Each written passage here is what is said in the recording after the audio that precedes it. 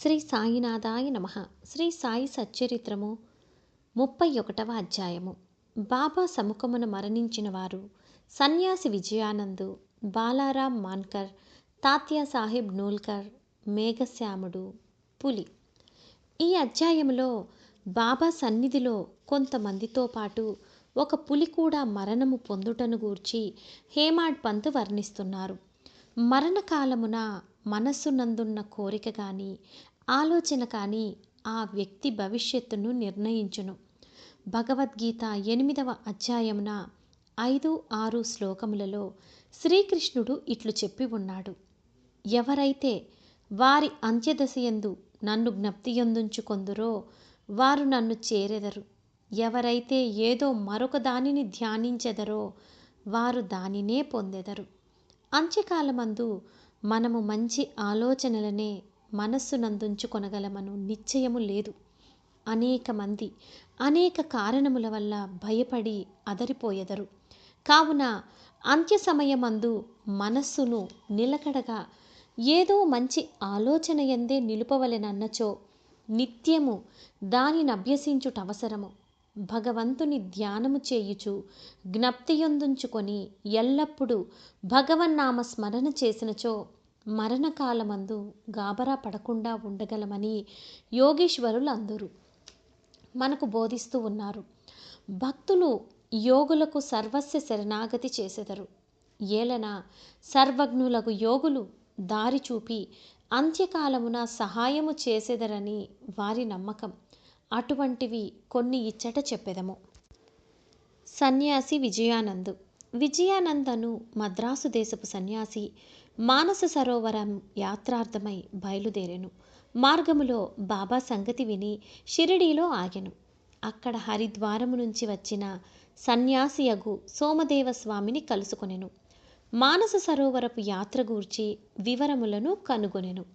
మానస సరోవరము గంగోత్రికి 500 మైళ్ళ పైన కలదని, ప్రయాణములో కలుగు కష్టములన్నింటినీ ఆ స్వామి వర్ణించెను.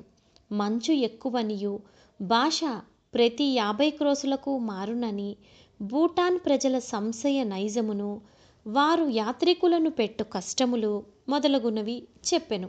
దీనిని విని సన్యాసి నిరాశ చెంది యాత్రను మానుకొనెను. అతడు బాబా వద్దకేగి సాష్టాంగ నమస్కారము చేయగా బాబా కోపగించి ఇట్లనెను: ఈ పనికిమాలిన సన్యాసిని తరిమివేయుడు. వాని సాంగత్యము మనకు ఉపయుక్తము కాదు. సన్యాసికి బాబా నైజము తెలియనందున అసంతృప్తి కలిగెను. కూర్చుండి జరుగుతున్న విషయములన్నింటినీ గమనిస్తూ ఉండెను. అది ఉదయము జరుగు దర్బారు సమయము. మసీదు భక్తులచే కిక్కిరిసి ఉండెను.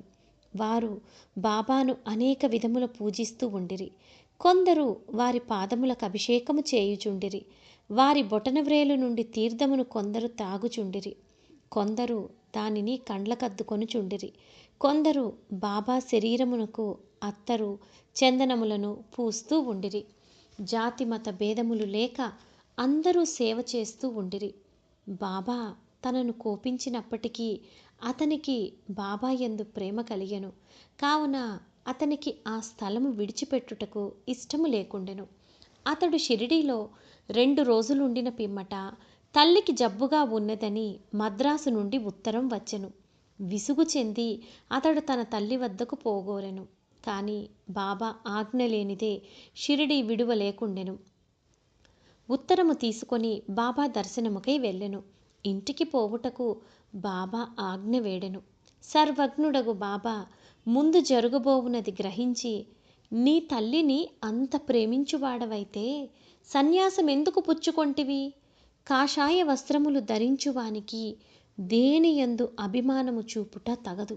నీ బసకు పోయి హాయిగా కూర్చుండుము. ఓపికతో కొద్ది రోజులు కూర్చుండుము. వాడాలో పెక్కు దొంగలున్నారు. తలుపు గడియ వేసుకొని జాగ్రత్తగా ఉండుము. దొంగలంతయు దోచుకొని పోయెదరు. ధనము, ఐశ్వర్యము మొదలగునవి నిత్యము కావు. శరీరము శిథిలమై తుదకు నశించును. దీనిని తెలుసుకొని నీ కర్తవ్యమును చేయుము. ఇహలోక పరలోక వస్తువులన్నింటి యందు గల అభిమానము విడిచిపెట్టుము. ఎవరైతే ఈ ప్రకారముగా చేసి హరి యొక్క పాదములను శరణు వేడెదరో వారు సకల కష్టముల నుండి తప్పించుకొని మోక్షమును పొందెదరు. ఎవరైతే భక్తి ప్రేమలతో భగవంతుని ధ్యానము చేసి మననము చేసెదరో వారికి దేవుడు పరిగెత్తిపోయి సహాయము చేయును. నీ పూర్వపుణ్యం ఎక్కువగుటచే నీవిక్కడకు రాగలిగితివి. నేను చెప్పిన దానిని జాగ్రత్తగా విని జీవిత పరమావధిని కాంచుము. కోరికలు లేనివాడవై రేపటి నుండి భాగవతమును పారాయణ చేయుము. శ్రద్ధతో 3 సప్తాహములు చేయుము. భగవంతుడు సంతుష్టి చెంది నీ విచారములను తొలగించును. నీ భ్రమలు నిష్క్రమించును. నీకు శాంతి కలుగును అనిరి. అతని మరణము సమీపించినందున బాబా అతనికి ఈ విరుగుడు ఉపదేశించెను. బాబా కూడా తన దేహావసాన సమయాన మృత్యుదేవతకు ప్రీతి కలిగించే రామ విజయము చదివించెను. ఆ మరుసటి ఉదయము స్నానము మొదలగునవి ఆచరించిన పిమ్మట విజయానందుడు భాగవతమును లెండి తోటలో ఏకాంతమున చదువుటకు ప్రారంభించెను. 2 పారాయణములు చేయగానే అలసిపోయెను. వాడాకు వచ్చి 2 దినములుండెను. 3వ రోజు పకీరు అంటే బడే బాబా తొడపై ప్రాణములు వదిలెను. బాబా ఒక రోజంతయు శవము నటులే ఉంచమనెను. పిమ్మట పోలీసు వాన్రు వచ్చి విచారణ జరిపి శవ సంస్కారముకు ఆజ్ఞ ఇచ్చిరి. యథోచితముగా శరీరమును తగిన స్థలమునందు పూడ్చిరి. ఈ విధముగా బాబా ఆ సన్యాసి సద్గతికి సహాయపడెను. బాలారాం మాన్కర్. బాలారాం మాన్కర్ అను గృహస్థుడొకడు బాబా భక్తుడుగా ఉండెను. అతని భార్య చనిపోయెను. అతడు విరక్తి చెంది కొడుకునకు గృహభారం అప్పగించి షిరిడీకి వచ్చి బాబాతో నుండెను. అతని భక్తికి బాబా మెచ్చుకొని అతనికి సద్గతి కలుగజేయవలెనని ఈ దిగువ రీతిగా చేసెను. బాబా అతనికి 12 రూపాయలిచ్చి సతారా జిల్లాలోని మచ్చీంద్రగఢ్లో ఉండమనెను. బాబాను విడిచిపెట్టి మచ్చీంద్రగఢ్లో ఉండుట అతనికిష్టము లేకుండెను. కానీ ఇదే అతనికి మంచి మార్గమని బాబా ఒప్పించెను. అచట రోజుకు 3 సార్లు ధ్యానము చేయమనెను. బాబా మాటలందు నమ్మకముంచి మాన్కర్ మచ్చీంద్రగఢమునకు వచ్చెను. అక్కడి చక్కని దృశ్యమును, శుభ్రమైన నీటిని, ఆరోగ్యమైన గాలిని, చుట్టుపక్కల గల ప్రకృతి సౌందర్యమును చూసి సంతసించి బాబా సెలవిచ్చిన ప్రకారము మిక్కిలి తీవ్రముగా ధ్యానము చేయ మొదలెడెను. కొద్ది దినముల పిమ్మట ఒక దృశ్యమును కనెను. సాధారణముగా భక్తులు సమాధి స్థితి యందు దివ్యానుభవములను పొందుతారు. కానీ మాన్కర్ విషయంలో అట్లు కాక చైతన్యానికి వచ్చిన పిమ్మట దివ్య దర్శనము లభించెను. అతనికి బాబా స్వయముగా కనిపించెను. మాన్కర్ బాబాను చూచుటయే కాక తననచటకేల పంపితివని అడిగెను. బాబా ఇట్లు చెప్పెను: షిరిడీలో అనేక ఆలోచనలు నీ మనస్సున లేచెను. నీ చెంచల మనస్సునకు నిలకడ కలుగజేయవలెనని ఇచ్చటకు పంపితిని. నీవు పంచేంద్రియములతో 3.5 మూరల మనిషిగా నన్ను భావించితివి. నేనెల్లప్పుడూ షిరిడీలోనే ఉండెదననుకొంటివి. ఇప్పుడు నీవిచట చూసిన నా రూపము షిరిడీలో చూసిన నా రూపముతో సమానముగా ఉన్నదో లేదో నిర్ధారింపుము. ఇందుకే నిన్నిచ్చటకు పంపితిని. కొంతకాలం గడిచిన పిమ్మట మాన్కర్ గడమును విడిచి బాంద్రాకు పయనమయ్యను. పూనా నుండి దాదర్కు రైలులో పోవాలి అనుకొనెను. టికెట్ కొరకు బుకింగ్ ఆఫీసుకు పోగా అది మిక్కిలి కిక్కిరిసి ఉండెను. అతనికి టికెట్ దొరకకుండెను. లంగోటి కట్టుకొని కంబలి కప్పుకున్న ఒక పల్లెటూరి వాడు వచ్చి, మీరెక్కడికి పోవుచున్నారు అని అడిగెను. దాదర్కని మాన్కర్ బదులు చెప్పెను. అతడిట్లనెను: దయచేసి నా దాదరు టికెట్టు తీసుకొనుము. నాకవసరమైన పని ఉండుటచే దాదర్కు వెళ్ళుట మానుకుంటిని. టికెట్ లభించినందున మాన్కర్ ఎంతో సంతసించెను. జేబిలో నుంచి పైకము తీయునంతలో ఆ జానపదుడు అంతర్ధానమయ్యను. మాన్కర్ ఆ గుంపులో అతనికై వెతికెను. కానీ లాభము లేకపోయెను. అతని కొరకు బండి కదులునంత వరకు ఆగెను. కానీ వాని జాడయే కానరాలేదు. మాన్కర్కు కలిగిన వింత అనుభవములందు ఇది రెండవది. ఇంటికి పోయి వచ్చి తిరిగి మాన్కర్ షిరిడీ చేరెను. అప్పటి నుంచి షిరిడీలోనే బాబా పాదములను ఆశ్రయించి ఉండెను. వారి సలహాలను అనుసరించి నడుస్తూ ఉండెను. తుదకు బాబా సముఖమున వారి ఆశీర్వాదములతో ఈ ప్రపంచమును విడిచినందువలన అతడెంతో అదృష్టవంతుడని చెప్పవచ్చును. తాత్యా సాహెబ్ నూల్కర్. తాత్యా సాహెబ్ నూల్కర్ గూర్చి హేమాడ్ పంతు ఏమియో చెప్పి ఉండలేదు. వారు షిరిడీలో కాలము చేసినారని మాత్రం చెప్పెను. సాయిలీలా పత్రిక నుండి ఈ వృత్తాంతమును గ్రహించితిమి. 1909 సంవత్సరములో తాత్యా సాహెబ్ పండరీపురములో సబ్జడ్జిగా ఉండెను. అప్పుడు నానాసాహెబ్ చాందోర్కర్ అచట మామల్తదారుగా ఉండెను.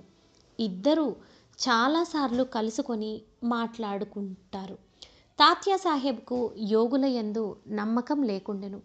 నానాసాహెబ్కు వారి యందు మిగుల ప్రేమ. అనేక పర్యాయములు నానాసాహెబ్ నూల్కర్కు బాబా లీలలను చెప్పి షిరిడీకి పోయి వారి దర్శనము చేయమని బలవంత పెట్టెను. తుదకు 2 షరతులపై నూల్కర్ ఒప్పుకొనెను. అందులో ఒకటి, బ్రాహ్మణ వంటవాడు దొరకవలెను. రెండవది, బహూకరించుటకు చక్కని నాగపూర్ కమలాఫలములు దొరకవలెను. భగవత్ కటాక్షముచే ఈ 2 తటస్థించెను. ఒక బ్రాహ్మణుడు నానాసాహెబ్ వద్దకు రాగా అతడు వానిని తాత్యా సాహెబ్ నూల్కర్ వద్దకు పంపెను. ఎవరో గాని 100 కమలాఫలములను నూల్కర్కు పంపిరి. 2 షరతులు నెరవేరుటచే తాత్యా సాహెబ్ షిరిడీకి తప్పక పోవలసి వచ్చెను. మొట్టమొదట బాబా అతనిపై కోపగించెను. క్రమముగా బాబా అవతార పురుషుడని తగిన నిదర్శనములు తాత్యా సాహెబ్ నూల్కర్కు లభించెను.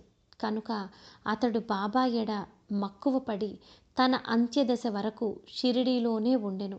తన అంత్యదశలో మత గ్రంథముల పారాయణము వినెను. చివరి సమయంలో బాబా పాదతీర్థము అతనికిచ్చిరి. అతని మరణ వార్త విని బాబా ఇట్లనెను, అయ్యో, తాత్యా మనకంటే ముందే వెళ్ళిపోయెను. అతనికి పునర్జన్మము లేదు అని. మేఘశ్యాముడు. 28వ అధ్యాయములో మేఘుని కథ చెప్పితిమి. మేఘశ్యాముడు మరణించగా గ్రామవాసులందరూ శవము వెంట వెళ్ళిరి. బాబా కూడా వెంబడించెను. బాబా అతని శవముపై పువ్వులు చల్లెను. దహన సంస్కారమైన పిమ్మట బాబా కంట నీళ్లు కారెను. సాధారణ మానవుని వలె బాబా చింతా విచారమగ్నుడైనట్లు కనపడెను. శవమంతయు పూలతో కప్పి దగ్గరి బంధువు వలె ఏడ్చి బాబా మసీదుకు తిరిగి వచ్చెను. యోగులనేకులు భక్తులకు సద్గతినిచ్చుట విందుము. కానీ బాబా గొప్పతనం అమోఘమైనది. క్రూరమైన పులి కూడా వారి వలన సద్గతినే పొందెను. ఆ కథయే ఇప్పుడు చెప్పుదము. పులి. బాబా సమాధి చెందుటకు 7 రోజుల ముందొక విచిత్రమైన సంగతి షిరిడీలో జరిగెను. ఒక నాటుబండి వచ్చి మసీదు ముందర ఆగెను. ఆ బండిపై ఇనుప గొలుసులతో కట్టి ఉంచిన పులి ఉండెను. దాని భయంకరమైన ముఖము వెనుకకు తిరిగి ఉండెను. దానిని 3 దర్వీషులు పెంచుతూ ఊరూరా తిప్పి డబ్బు సంపాదించుకుంటూ ఉన్నారు. అది వారి జీవనోపాధి. ఆ పులి ఏదో జబ్బుతో బాధపడుతూ ఉండెను. అన్ని విధముల ఔషధములను వాడిరి. కానీ వారి ప్రయత్నములు నిష్ఫలమయ్యెను. బాబా కీర్తి విని వారు దానిని షిరిడీకి తీసుకుని వచ్చిరి. దానిని గొలుసులతో పట్టుకొని ద్వారము వద్ద నిలబెట్టి దర్వీషులు బాబా వద్దకు పోయి దాని విషయమంతయు బాబాకు చెప్పిరి. అది చూడడానికి భయంకరముగా ఉండి జబ్బుతో బాధపడుతూ ఉన్నది. అందుచే అది మిగుల చికాకు పడుతుండెను. భయాశ్చర్యములతో ప్రజలందరూ దాని వైపు చూస్తూ ఉండిరి. బాబా దానిని తన వద్దకు తీసుకుని రమ్మనెను. అప్పుడు దానిని బాబా ముందుకు తీసుకుని వెళ్ళిరి.